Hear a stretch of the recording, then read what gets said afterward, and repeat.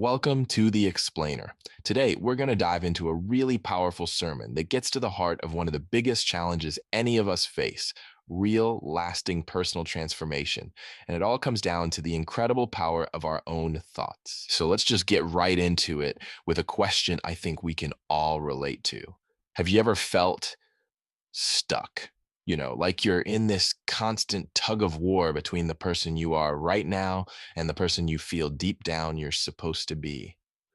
Well, this sermon hits that struggle right on the head. The whole idea, which comes from the book of Romans, really boils down to a choice between two paths. On one side, you've got conformity, letting yourself get squeezed into the world's mold. And on the other, transformation, a total renewal that has to happen from the inside out. It's a choice between an external show and a deep internal change. To really get what conform means here, the sermon points to the original Greek word sunschema.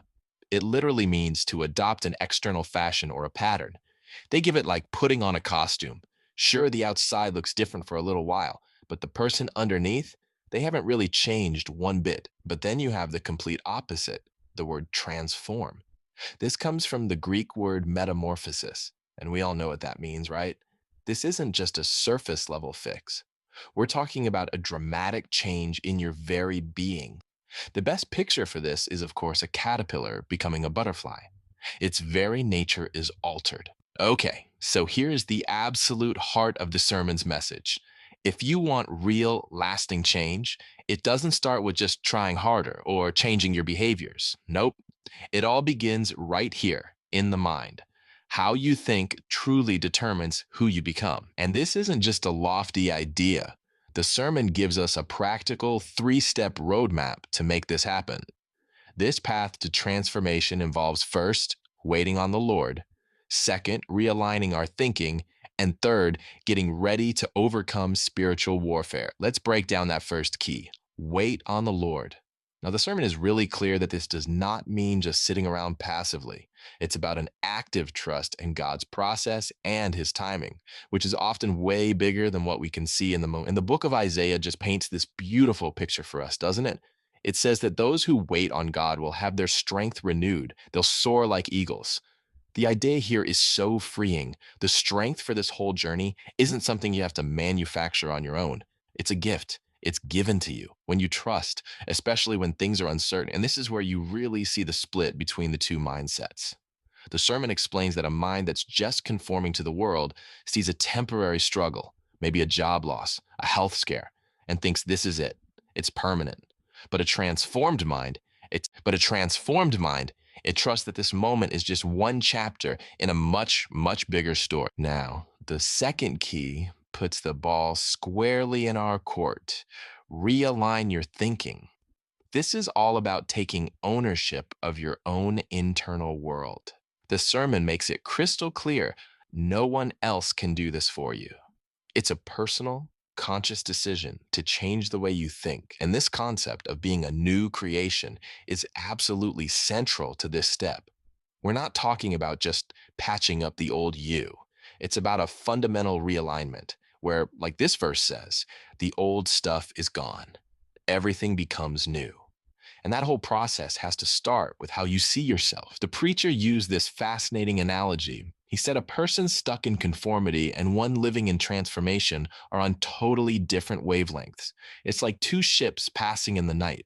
They just can't compute each other's way of thinking because one is being guided by all the noise of the external world while the other is guided by the spirit within. And that brings us to the final key, which is maybe the most intense: overcome spiritual warfare. The sermon frames this whole process of renewing your mind not as some peaceful self help retreat, but as a genuine battle. And it's a battle that's fought and won right between your ears. So, what are the weapons for this fight? Well, they're not physical. As this verse explains, they are spiritual, and they are mighty in God for pulling down strongholds. So, what are these strongholds? They're basically just stubborn, ungodly patterns of thinking, arguments, and attitudes that try to set themselves up as more important than God's truth. Their goal is to capture every single one of those thoughts. And this is where that abstract idea of warfare gets incredibly real. The preacher shared a personal story about a time he was told to do something at work that just shattered his ethics. And its conclusion is so profound. You just can't replace your integrity.